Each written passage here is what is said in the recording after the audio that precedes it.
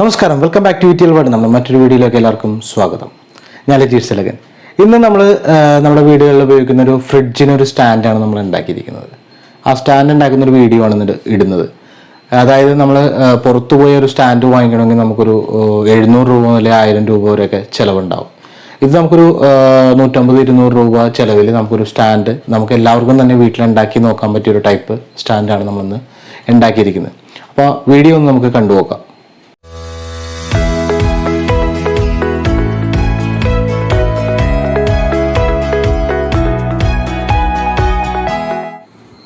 നമ്മൾ സ്റ്റാൻഡ് ചെയ്യാൻ വേണ്ടി എടുത്തിരിക്കുന്നത് വീട്ടിലെ റെഫ്രിജറേറ്റർ തന്നെയാണ്.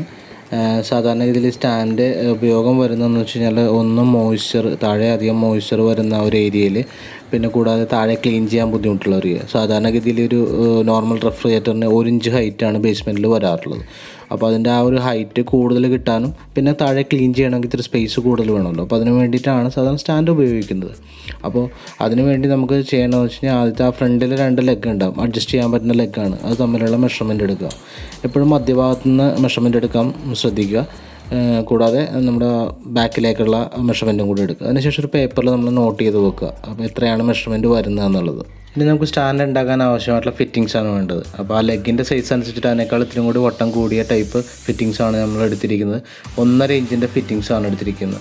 ഒരു 6 T ആണ് നമ്മൾ എടുത്തിരിക്കുന്നത്. അപ്പോൾ അത് സെറ്റ് ചെയ്യേണ്ടതിൻ്റെ ഒരു ഫോർമാറ്റ് ഞാൻ ഏകദേശം ഒന്ന് കാണിച്ചു തരാം. ഈ ഒരു രീതിയിൽ വെച്ചിട്ടാണ് നമ്മൾ സ്റ്റാൻഡ് ഫിക്സ് ചെയ്യാൻ പോകുന്നത്. ഇനി ഇതിന് ആവശ്യമായിട്ടുള്ള തമ്മിൽ ജോയിൻ ചെയ്യാൻ ആവശ്യമായിട്ടുള്ള PVC പൈപ്പുകൾ നമുക്ക് കട്ട് ചെയ്തെടുക്കുകയാണ് ചെയ്യേണ്ടത്. അപ്പോൾ നമുക്കിതിൻ്റെ മെഷർമെൻറ്റ് എത്രയാണ് വരുന്നുണ്ട്, ഓരോ PVC പൈപ്പിൻ്റെ മെഷർമെൻറ്റ് എത്രയാണെന്ന് അറിയണമെന്നുണ്ടെങ്കിൽ നമുക്ക് ആ എൽബോയുടെ അകത്തേക്ക് പോകേണ്ട മെഷർമെൻറ്റുകൾ നമ്മൾ കുറച്ചിട്ട് വേണം കാൽക്കുലേറ്റ് ചെയ്യാനായിട്ട്. അതായത് എൽബോൻ്റെ അകത്തേക്ക് ഏകദേശം 3 സെൻറ്റിമീറ്ററാണ് അതിൻ്റെ ഇന്നർ സ്പേസ് കാണിക്കുന്നത്. അതുകൂടാതെ സെൻറ്ററിൽ നിന്ന് എടുക്കണമെങ്കിൽ ഒരു 6 സെൻറ്റിമീറ്ററോടെ കാണിക്കുന്നുണ്ട്. ഇപ്പോൾ 1 സെൻറ്റിമീറ്റർ കുറച്ചെടുത്താലും വലിയ കുഴപ്പമില്ല. നമുക്ക് മെഷർമെൻറ്റ് കറക്റ്റ് കാൽക്കുലേഷൻ ഇല്ലയെന്നുണ്ടെങ്കിൽ നമ്മൾ സെറ്റ് ചെയ്ത് കഴിയുമ്പോഴത്തേക്കും നമുക്ക് ഒരുപാട് വ്യത്യാസം, സ്റ്റാൻഡ് ഉണ്ടാക്കി കഴിയുമ്പോഴത്തേക്കും വ്യത്യാസം വരും. അപ്പോൾ അതുകൊണ്ട് തന്നെ നമ്മളുടെ യുക്തിക്കനുസരിച്ചിട്ട് നമ്മൾ അതിൻ്റെ മെഷർമെൻറ്റ് കറക്റ്റ് എടുത്തതിന് ശേഷം മാത്രം പൈപ്പ് കട്ട് ചെയ്യുക. ഓരോ ഫ്രിഡ്ജിൻ്റെയും നീളവും വീതിയും വ്യത്യാസമുള്ളതുകൊണ്ട് തന്നെ ഈ ഒരു മെഷർമെൻറ്റ് ഫോളോ ചെയ്യാതിരിക്കുക. കാരണം ഈ ഒരു രീതി ഫോളോ ചെയ്യുക, ഈ ഒരു മെഷർമെൻറ്റ് ഫോളോ ചെയ്യാതെ നിങ്ങൾ നിങ്ങളുടെ ഫ്രിഡ്ജിൽ നിന്ന് തന്നെ മെഷർമെൻറ്റ് എടുത്ത് കാൽക്കുലേറ്റ് ചെയ്ത് പൈപ്പ് കട്ട് ചെയ്തെടുക്കാൻ ശ്രദ്ധിക്കുക. അതിനുശേഷം നമുക്ക് ഓരോരോ പൈപ്പായിട്ട് നമുക്ക് കട്ട് ചെയ്തെടുക്കാം ആ ഒരു മെഷർമെൻറ്റ് വെച്ചിട്ട്.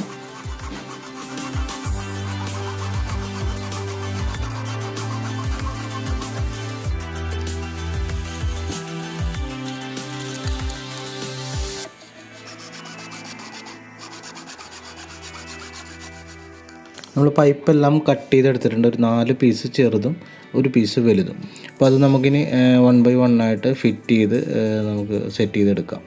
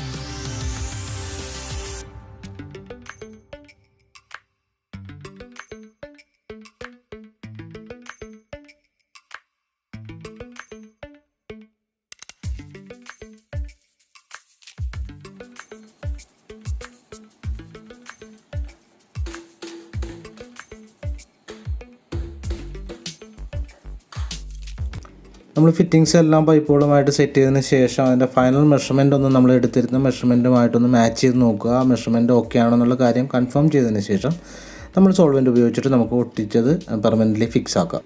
പിന്നെ നമുക്ക് ഫ്രിഡ്ജിനൊരു സ്ലോപ്പ് കൊടുക്കേണ്ട ആവശ്യമുണ്ട്. ഫ്രണ്ടിൽ നിന്ന് ബാക്കിലേക്ക് ഒരു 1/2 ഇഞ്ച് സ്ലോപ്പ് നോർമലി ഉണ്ടാകാറുണ്ട്.